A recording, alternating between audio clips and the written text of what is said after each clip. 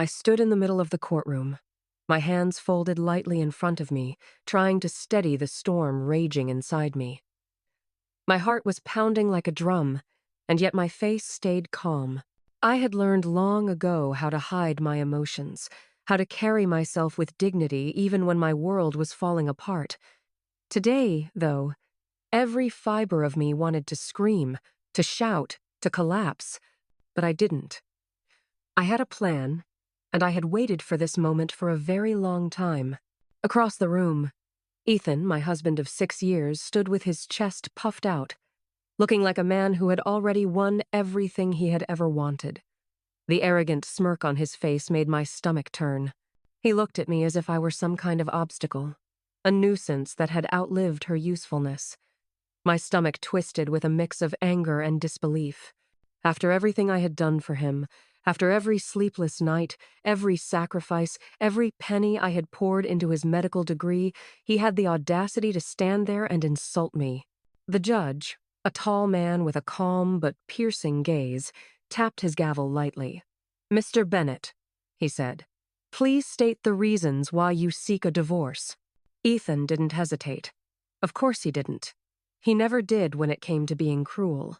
"Your Honor," he began, his voice smooth, confident, almost rehearsed. "I have worked tirelessly to build my career and establish myself as a respected medical professional. I have come to realize that my wife is no longer suited to be by my side. Her simplicity, her lack of sophistication, her inability to match my ambition, disgusts me. I cannot stay married to someone who is no longer worthy of me." I felt my chest tighten, but I refused to react. Every insult, every harsh word he flung at me bounced off the walls of my patience. I had known this day would come eventually. I had known that the man I loved would someday see my simplicity as a weakness, my loyalty as nothing but a burden. And yet, here I was, calm, collected, and ready. The courtroom fell silent. I could feel all eyes on me. The whispers, the quick glances, the stares, none of it mattered. I had spent years building myself up quietly, learning to rely on my own strength rather than anyone else's approval. Ethan, in all his arrogance, did not realize that I was far from helpless. When the judge turned to me, I took a slow, deliberate step forward. "Do you have anything to say, Mrs. Bennett?" he asked, his voice steady and patient. I nodded slightly. "Yes, Your Honor," I said softly, but with authority. I reached into my bag and pulled out a plain, unassuming envelope. The kind of envelope you would expect to hold something simple, letters, bills, perhaps a few receipts. But inside this envelope was everything Ethan had forgotten to consider, everything he thought he could take for granted. I placed it carefully on the judge's desk. The room seemed to hold its breath. Ethan's smirk faltered, ever so slightly, as his eyes darted to the envelope. I didn't flinch. I didn't waver. I simply stood there, letting the silence do its work. Judge Harold Moore picked up the envelope, examined it briefly, and then began to read. Slowly, carefully. I could see the faintest shift in Ethan's posture as the words sank in. And then, the unexpected happened. The judge leaned back slightly, a small smile tugging at the corner of his lips, and then he laughed. Not a harsh, mocking laugh. Not a laugh that sought to humiliate anyone. Just a calm, clear laugh that filled the room. And in that moment, I realized that everything had changed. Ethan froze. His confidence wavered for the first time that day. He opened his mouth to speak, but no words came. His arrogance, so carefully constructed over the years, crumbled like a fragile wall of sand. I felt a small surge of satisfaction, not cruelty, not revenge, just justice. I remembered all the nights I had stayed awake, counting every penny, calculating how to make his dream possible while barely keeping myself afloat. I remembered the long days at the tailoring shop, the side jobs, the sacrifices I had made so he could study without worry. And now, here he was, realizing for the first time that I had prepared for this day long before he even imagined it. The judge finally looked up from the papers. "Mr. Bennett," he said, his tone calm but firm. "It seems there are several agreements and documents here that you have either overlooked or ignored. I suggest you review them carefully before making any further statements." Ethan's jaw tightened. His hands clenched into fists at his sides. I could see the anger beginning to rise, the confusion, the panic, and yet he said nothing. For once, he had nothing to say. I kept my composure, even though inside I was trembling. Not from fear, but from the sheer weight of everything that was finally coming to light. 6 years of sacrifice, 6 years of patience, 6 years of quiet strength, it all led to this moment. I thought back to when we first met. Ethan had been ambitious, but kind, full of dreams and fire. I had been drawn to him instantly, captivated by his determination. We had laughed together, planned together, and promised each other a future full of love and support. I had believed in him completely. I had given him everything I could, without hesitation, without question.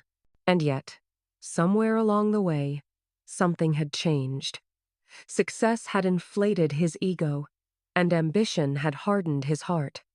The man I once knew no longer existed. And today, I was finally seeing the full extent of that transformation right there in front of the judge, in a room full of strangers who had no idea how much this man had taken for granted. The courtroom remained tense. I noticed a few people nodding subtly in my direction, as if they understood what had happened, even without knowing the details. Others looked at Ethan with quiet disbelief. I knew that my calmness, my silence, had spoken louder than any words could have. As the judge continued to examine the envelope, I reflected on all the ways I had prepared for this day. Every receipt, every bank statement, every agreement I had saved over the years, it was all in there. I had done it not out of spite, not out of revenge, but out of necessity. I had protected myself, my future, and my dignity. Ethan finally opened his mouth. This doesn't change anything," he stammered, trying to regain control. But his voice lacked conviction. His hands shook slightly, betraying the calm he tried so hard to maintain. I met his gaze briefly. I said nothing. I didn't need to. The envelope, the judge's reaction, the undeniable truth it spoke for me. The judge set the papers down and looked directly at Ethan. "It is clear that there are legal obligations that have not been fulfilled," he said slowly, "and there are consequences for ignoring them. We will proceed according to the law." Ethan's face went pale. He realized, perhaps for the first time, that this was not a game he could manipulate. His success, his charm, his arrogance, all of it had limits. And those limits were being exposed right here, right now. I felt a strange calm wash over me. The anger I had carried for years, the frustration, the heartbreak, it all seemed to settle into a quiet strength. I had always known that one day the truth would matter more than his words, more than his pride, more than his success. And now, finally, it did. I took a deep breath and looked around the courtroom. Faces turned toward me, some curious, some judgmental, some simply observing. But I no longer cared what they thought. I had prepared, I had waited, and I had acted with the patience that only years of sacrifice can teach. The judge returned his attention to the envelope, reviewing each page carefully. I could see Ethan's shoulders slump ever so slightly. The confidence that had once filled the room with his presence was slipping away, replaced by a quiet fear, a dawning realization of the consequences he had ignored. I didn't speak. I didn't need to. I had learned that words can be hollow when actions speak louder, and the envelope, simple as it looked, contained more weight than any argument he could muster.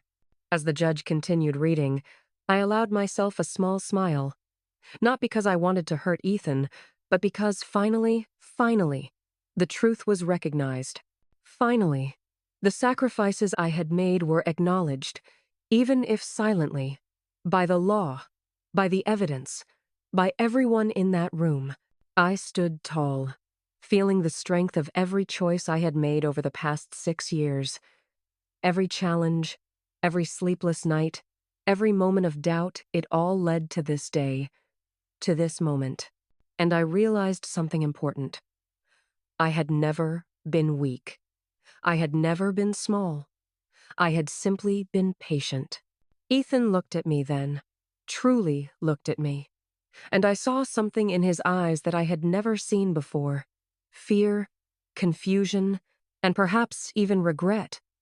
But it was too late for that now. I had moved beyond needing his approval, beyond needing his love. Today, I stood as the woman who had carried the weight of his dreams without losing herself. Judge Harold Moore finally set the envelope aside. He looked at both of us, his gaze steady and unyielding.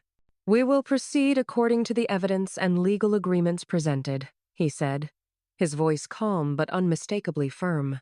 Ethan opened his mouth again, but I ignored him. I had no words left for someone who had already shown me his true colors. I only watched as the man who once held my heart in his hands realized that power, arrogance, and pride could not overshadow truth, patience, and preparation. And in that moment, as the courtroom settled into a tense silence, I felt something I hadn't felt in a long time. Freedom. Not the kind that comes from leaving someone behind, but the kind that comes from knowing you have done everything right, even when no one was watching. I had acted with dignity, with patience, and with foresight. I didn't need to shout. I didn't need to beg. I didn't need to prove anything to anyone. The envelope had spoken. The truth had spoken. And in that quiet, powerful moment, I realized that I was finally free from the weight of his arrogance. I breathed deeply, steadying myself. This was only the beginning. 6 years ago, I was full of hope, love, and determination. Ethan and I had just gotten married. He was ambitious, bright, and kind, and I believed in him completely. From the moment we met, I knew he had a fire in his soul that could take him far. I wanted to be there every step of the way, to support him in his dreams, no matter how difficult it would be. I didn't know then that my devotion would be tested in ways I could never imagine. Ethan had always wanted to become a doctor. From the beginning, I admired that about him. I knew it wasn't easy. Medical school was expensive, grueling, and demanding. We didn't have much money, and I understood that. But I also understood that dreams require sacrifice, and I was willing to make those sacrifices. I remember the first time he told me how much tuition would cost. My heart sank. It was far beyond what we could afford. I wanted to cry. I wanted to tell him it was impossible. But instead, I smiled and said, "We'll figure it out. I'll help you. We'll make it happen." And we did. I started working longer hours at my tailoring shop. I took every extra order I could, sometimes staying until midnight, sewing dresses and suits while my hands ached and my eyes burned from exhaustion. When that wasn't enough, I took on cleaning jobs at local homes. I carried buckets, scrubbed floors, and washed dishes just to make sure Ethan could pay for his tuition that semester. I sold things I loved, clothes, books, even my old jewelry, anything to ensure he could focus on his studies. It wasn't easy. I remember nights when I lay awake on the small couch in our tiny apartment, my body sore, my stomach empty, and my mind racing. But every time I thought about giving up, I looked at Ethan's face. The excitement in his eyes when he spoke about anatomy, the thrill when he passed a difficult test, the dream of one day becoming a respected doctor, it was enough to keep me going. For a long time, it felt like we were a team. Ethan and I were inseparable. He worked hard, and I worked just as hard to support him. We laughed together, we cried together, and we celebrated every small victory. But little by little, I started noticing changes. It was subtle at first. He would make comments about my clothes, about how simple I looked compared to the wives of other students or doctors we met. "You should try to dress a little more professionally," he said once. as though I were failing some invisible test. At the time, I laughed it off. I told myself he was stressed, that medical school was hard, and that I needed to be patient. But the comments didn't stop. They grew sharper, more frequent. He started spending more time away from me, sometimes going out with classmates without telling me where he was going. He became impatient when I asked him about his day, dismissive when I mentioned our financial struggles, and quick to criticize when I tried to explain something he didn't understand. I won't lie, it hurt. Deeply. But I didn't want to see him fail. I didn't want his dream to crumble because of my insecurities or his frustration. So I kept going. I kept sacrificing, kept working, kept believing. I thought love meant putting someone else's dreams above your own, even if it broke your heart. There were moments, though, when I couldn't help but feel invisible. While I was sewing a dress late at night, exhausted and hungry, he would study in his room, blissfully unaware of my struggles. He didn't see the bills I had juggled, the food I had skipped, the days I had spent running errands and paying for books I couldn't afford. And the worst part was, I think he didn't want to see it. He was so focused on his own progress that he failed to notice the cost it took me to make that progress possible. I remember one evening clearly. I had worked 14 hours straight, my fingers raw from sewing, my eyes burning from the dim light in our living room. Ethan came home, smiling, and told me he had passed an important test. "I couldn't have done it without you," he said. I wanted to believe him. I really did. But the way he said it, it was brief, almost obligatory. He didn't look at me. He barely touched me. It was as if I were a ghost who had quietly placed him where he was, and now my existence was no longer required. Even so, I didn't complain. I didn't cry. I kept going because I believed in the bigger picture. Every night, I made a plan. Next month, I would save a little more. Next semester, I would stretch our budget just a bit further. Every sacrifice, I told myself, was temporary. It was a stepping stone to a future where we could both succeed. Yet, alongside the pride I felt in helping him, a small seed of doubt began to grow. I noticed the way he looked at other women, the subtle comparisons he made between me and the wives of wealthier classmates. I noticed how quickly he dismissed my opinions, how easily he became irritated when I spoke about our struggles. The man I married, the kind, ambitious, thoughtful man, was slowly changing into someone I didn't recognize. But I loved him. I still loved him. And I still believed in the man he could be the one I had fallen in love with. So I swallowed my hurt, tucked my feelings away, and focused on supporting him. I reminded myself constantly that sacrifices for love were never wasted. That sometimes love meant putting someone else first, even if it meant being invisible. During those years, I learned more about patience, resilience, and quiet strength than I ever imagined I could. I learned to survive on little sleep, little food, and even less recognition. I learned to smile when my body ached, and to keep going when my heart felt heavy. And I learned to believe that one day, all of this, the work, the struggle, the sleepless nights, would be worth it. Yet, even as I gave everything I had, I began to see cracks forming in the relationship. Ethan was changing, and no matter how much I tried, I couldn't stop it. I couldn't force him to remember who he was, before the stress, the pressure, and the ambition had reshaped him. And even as I noticed the distance growing, I continued to support him. Because love, I believed, was stronger than pride, stronger than ego, stronger than any temporary dissatisfaction. Little did I know that those years of patience and sacrifice were preparing me for a different kind of challenge, one that would test not just my love, but my strength, my dignity, and my ability to protect myself. I didn't see it coming, but every late night, every long day, every act of quiet devotion was a rehearsal for the moment I would stand in a courtroom, calm and collected, while the man I loved tried and failed to destroy me. And so, the years passed. Semester after semester, Ethan studied, and I worked. I paid tuition, bought books, covered rent, and sometimes even lent him money when he claimed he was short.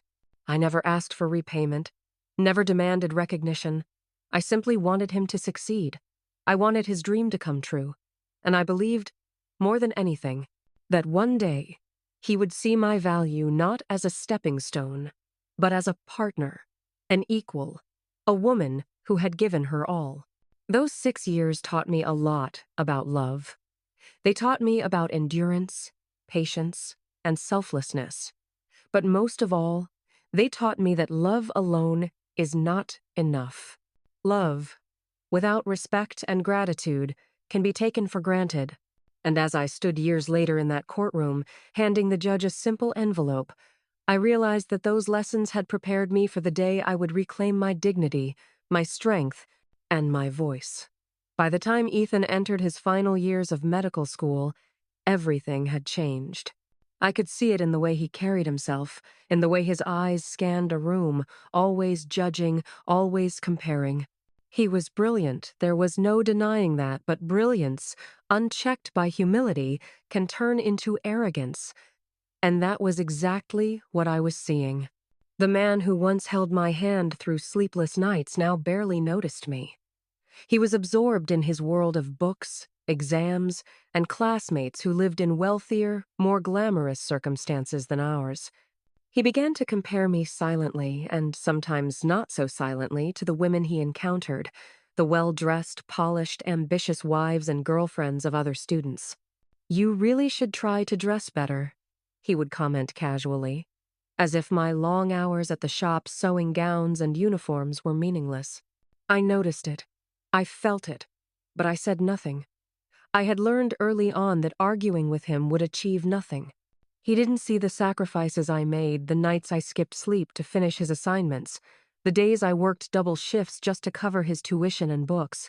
He didn't see the bills I juggled, the meals I missed, or the anxiety I carried quietly so he could focus. Even as he grew more distant, I continued. I continued to pay for his tuition, his lab fees, his books. I continued to stay awake while he slept, ensuring that everything was in order, that nothing distracted him from the dream I had helped build. And all the while, I observed the cracks in him that no one else could see. The arrogance, the impatience, the subtle disdain for the life he came from and for me, the woman who had made that life possible. I remember one evening in particular. Ethan had come home, wearing his crisp, freshly pressed lab coat, his hair neatly styled, his face glowing with pride after a high-scoring exam. I greeted him with a smile, but he barely looked up from his notes. "You really should get someone to teach you how to look more refined," he said casually as he flipped through his papers. I felt a stab of hurt, but I swallowed it. I nodded, said nothing, and turned back to my work. It was in moments like these that I realized he no longer saw me as a partner. He saw me as a necessity, someone to fund his dreams, someone to handle the chores, someone to remain invisible while he shone. And yet, I never stopped believing in him. I never stopped supporting him. I just learned to do it quietly, without expectation, without acknowledgement, because I knew that his journey was larger than my pain. But the cracks were widening. His smile no longer reached his eyes when he looked at me. The man I had married, the one who had promised to love and cherish me, was slowly being replaced by someone I barely recognized. A man who measured worth in status, success, and appearances. He would openly comment on my clothing, my home, my background, and the people I interacted with, as though my simple life embarrassed him. And when I tried to remind him of how far we had come together, he would shrug and say, "You don't understand what it takes to get here." I did understand. I understood more than he would ever know. I understood sacrifice, patience, endurance, and the kind of love that keeps giving when no one notices. But I also realized that understanding alone could not change him. Success had changed him, and there was nothing I could do to stop it. And yet, despite it all, I continued to make sure his dreams stayed alive, even as I quietly documented every step of our sacrifices, every payment, every late night, every moment I had carried both our lives on my back. I had a feeling, deep down, that one day this record would matter. That the truth of our years together, the reality of who had given everything and who had taken it for granted, would finally be recognized. By the time graduation approached, I realized something crucial. Success had given him knowledge, skill, and confidence, but it had also stripped away empathy. The man I had married no longer saw me as an equal, as a partner, as someone worthy of respect. And for the first time, I began to prepare myself not just for his success, but for the inevitable confrontation it would bring. Graduation day should have been the happiest day of our lives. Ethan had worked so hard, and I had given everything I had to make sure he reached this moment. I had stayed up countless nights, sewing, cleaning, running errands, and counting pennies so that he could walk across that stage in a crisp white coat and hold the future he had dreamed of. But happiness was not what filled the air when we stepped out of the car. Ethan was all smiles, shaking hands with professors and classmates, basking in the recognition he had worked so tirelessly for. And yet, when he looked at me, the smile didn't reach his eyes. There was a coldness there I had never seen before, a distance that cut deeper than any word could. I tried to share in his excitement. "You did it, Ethan," I whispered, squeezing his arm lightly. "I knew you could." He nodded politely, but then, almost casually, he turned to me and said words that would shatter everything I had built. "Ava, I need to talk to you. Alone." We stepped aside, into the quiet corner of the campus garden. Birds chirped in the background, and graduates laughed and celebrated around us. But I barely noticed any of it. My stomach twisted with a sudden sense of dread. "I've been thinking," he began, his voice calm, controlled, almost rehearsed. "Now that I've graduated, I realize something important. I don't think I can continue this marriage." I blinked, not sure I had heard him correctly. What are you saying?" My voice trembled, though I tried to keep it steady. "I'm saying that your simplicity, it disgusts me," he continued, as if rehearsing lines for an audience. "I can't imagine spending the rest of my life with someone who doesn't match my level of ambition, my lifestyle, or my social standing. You were helpful when I needed support, but now, you are no longer worthy of me." For a moment, I felt the world tilt. My hands gripped the strap of my bag tightly, my knuckles turning white. Every memory of the past 6 years, the sacrifices, the sleepless nights, the meals I had skipped so he could study, the money I had given him flashed through my mind.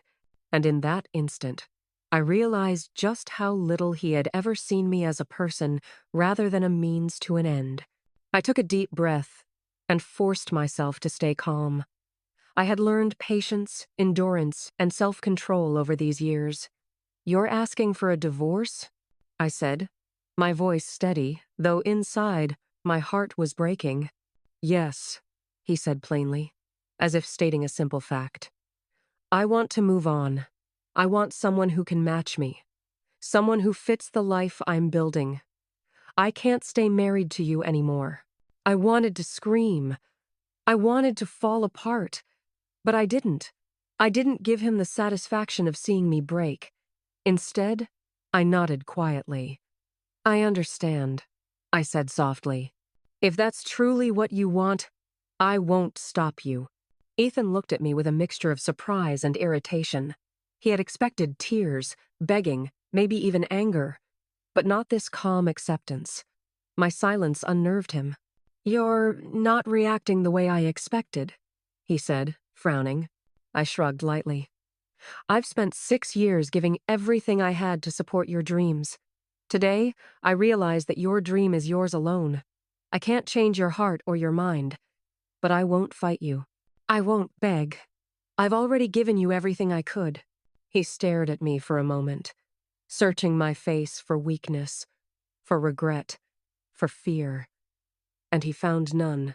The woman he had underestimated, the woman he thought would crumble under the weight of betrayal, stood quietly, composed, and unwavering. Later, when we arrived at the divorce lawyer's office, I didn't hesitate. I had been preparing for this day for months, quietly and meticulously. While Ethan had been absorbed in his studies, I had been keeping track of every payment I had made for his tuition, every bill I had covered, every sacrifice I had endured, not out of spite, but out of foresight. I knew one day this evidence might be necessary not to hurt him, but to protect myself. The lawyer handed Ethan the preliminary documents. He barely glanced at them, confident, sure that his success and charm would carry him through the proceedings. He didn't realize that I had quietly prepared my own set of documents, detailed records, signed acknowledgments, and agreements that demonstrated the truth of our financial arrangement. Every late-night payment, every personal sacrifice, every act of support was recorded. Ethan, of course, saw none of it. He was too arrogant, too convinced of his superiority, too blind to the quiet strength of the woman he thought he could discard without consequence. In the days leading up to the courtroom hearing, I stayed calm, collected, and quiet. I continued my normal routine, attending to my shop, organizing paperwork, and making sure everything was ready. I didn't seek revenge. I didn't plot drama. I simply prepared for the moment when the truth would be revealed. And finally, the day arrived. I walked into the courtroom, dressed simply, carrying only the envelope that held the proof of every sacrifice, every payment, and every agreement Ethan had ignored or dismissed. He looked at me with that familiar arrogance, confident that his education, his status, and his charm would protect him. He didn't know that I had spent 6 years preparing for this exact moment. When the judge called our case, I remained calm. When Ethan began his usual performance criticizing me, insulting me, boasting about his success, I listened silently. I didn't interrupt. I didn't flinch. And I certainly didn't cry. I had learned the value of patience and quiet strength, and now, all of that preparation was about to pay off. I stepped forward when the judge asked if I had anything to present. I handed him the envelope, carefully sealed, containing the evidence of all 6 years of support, sacrifice, and hard work. The courtroom went silent. Ethan's confident smirk faltered ever so slightly. Judge Harold Moore opened the envelope, reading carefully. And then, as if sensing the irony of the situation, he looked up and laughed. Not cruelly, not mockingly, but with a quiet, knowing amusement that filled the room. I felt a small surge of satisfaction, not from revenge, but from the knowledge that finally, the truth was being recognized. Ethan's eyes widened. His confidence, which had carried him through medical school and into this courtroom, faltered. And for the first time, I saw fear in his expression. It was in that moment, standing quietly in the courtroom, that I realized something important. 6 years of patience, sacrifice, and quiet endurance had brought me here. And now, at last, my strength would speak louder than his arrogance ever could. The courtroom was tense. Ethan sat there, chest stiff, trying to hold on to the confidence he had always relied on. He glanced at me, probably expecting me to look small, defeated, or begging. But I wasn't. I was calm, collected, and ready. All the years of sacrifice, all the sleepless nights, all the quiet work I had done behind the scenes, it all led to this moment. Judge Harold Moore picked up the envelope I had handed him. His eyes scanned the documents, and the corners of his mouth twitched ever so slightly. Then, without warning, he laughed. Not cruelly, not mockingly, but with that quiet, steady laugh that carried understanding and surprise at the same time. The sound echoed through the room and stopped everyone in their tracks. Ethan's confident smile faltered. His fingers fidgeted nervously. He opened his mouth, trying to speak, but nothing came out. He hadn't expected this. He hadn't prepared for the truth. Inside the envelope were 6 years of meticulously kept records. Every tuition payment I had made, every rent check I had covered, every late-night purchase for his books and lab fees. There were agreements he had signed, formal, legal acknowledgments of my support and receipts proving he owed nothing of his schooling to his own resources. Every single sacrifice I had made, every moment I had put my life on hold for his dreams, was documented and undeniable. The judge held up one of the documents and looked at Ethan. "Mr. Bennett, it appears that your wife not only supported you through your education, but also protected your interests and ensured that all obligations were met on your behalf. It seems the years of disregard on your part have been miscalculated." Ethan's face drained of color. He stammered, "But that's not I." Judge Moore shook his head, chuckling softly. "It's all here in black and white. Actions speak louder than words, Mr. Bennett, and it seems your actions have been noticed, just not in the way you expected." I felt a strange calm settle over me. I didn't gloat. I didn't shout. I didn't need to. The truth had spoken for itself. Ethan's arrogance, his pride, his attempt to discard me without consequence, it all crumbled under the weight of what I had quietly prepared. I looked at him once, a mixture of sadness and strength in my gaze. "I did everything I could for you," I said softly.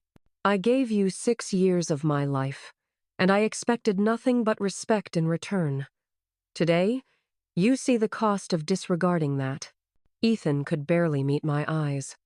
He realized, too late, that success without gratitude is empty, and that a woman's patience and intelligence are not to be underestimated.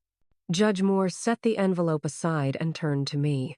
"Mrs. Bennett, your diligence, foresight, and restraint are remarkable. It is clear that you have handled yourself with integrity and strength." I nodded quietly. No words could capture the sense of relief, pride, and closure I felt. The battle was over.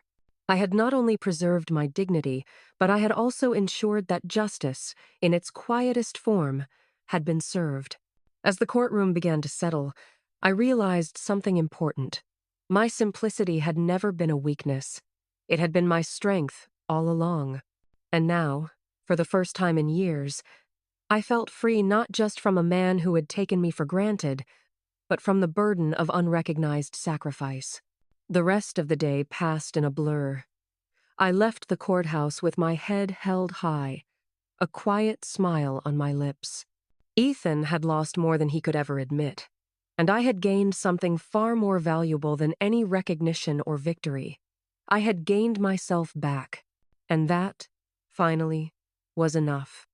As I stepped out of the courtroom, the sunlight felt warmer than ever.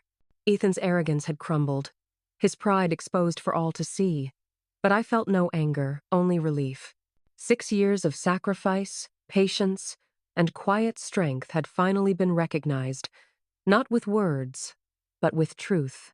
I smiled, not at him, but at myself, knowing I had preserved my dignity and reclaimed my life. My simplicity had never been a weakness. It was my power. For the first time in years, I felt free, whole, and unstoppable, ready to embrace the life I had always deserved.